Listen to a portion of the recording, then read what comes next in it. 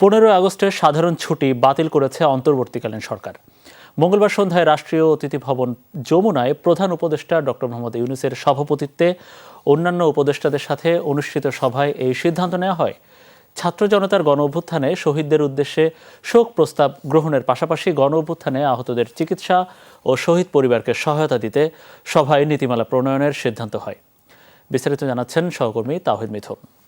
6000 mAh ব্যাটারির one and only power master NextG N73। বিকেল 4টার পর অন্তর্বর্তীকালীন সরকারের প্রধান উপদেষ্টা ডক্টর মোহাম্মদ ইউনূসের সভাপতিত্বে উপদেষ্টা পরিষদের সভা শুরু হয়। প্রধান উপদেষ্টার কার্যালয় রাষ্ট্রীয় অতিথি ভবন যমুনায় অনুষ্ঠিত এই বৈঠকে বিভিন্ন মন্ত্রণালয়ের উপদেষ্টা উপস্থিত ছিলেন। প্রায় 3 ঘণ্টারও বেশি সময় ধরে চলে উপদেষ্টা পরিষদের সভা। বৈঠকে ছাত্র জনতার গণ অভ্যুত্থানে আত্মোৎসর্গকারী শহীদদের উদ্দেশ্যে অন্তর্বর্তীকালীন সরকারের উপদেষ্টা পরিষদ শোক প্রস্তাব গ্রহণ করে। সভায় বাংলাদেশ ব্যাংকের গভর্নর সহ আর্থিক খাতে নিয়োগের জন্য ৬৭ বছর বয়স থাকার বিধানটি বিলুপ্ত করার সিদ্ধান্ত হয়, যেটি অনুমোদন দেয় উপদেষ্টা পরিষদ। উপদেষ্টা পরিষদের সাথে রাজনৈতিক দলগুলোর সংলাপে ব্যাপক ঐকমত্যের ভিত্তিতে জাতীয় শোক দিবস উপলক্ষে ঘোষিত 15 আগস্টের সাধারণ ছুটি বাতিলের বিষয়টি উপদেষ্টা মণ্ডলী বৈঠকে অনুমোদিত হয়েছে।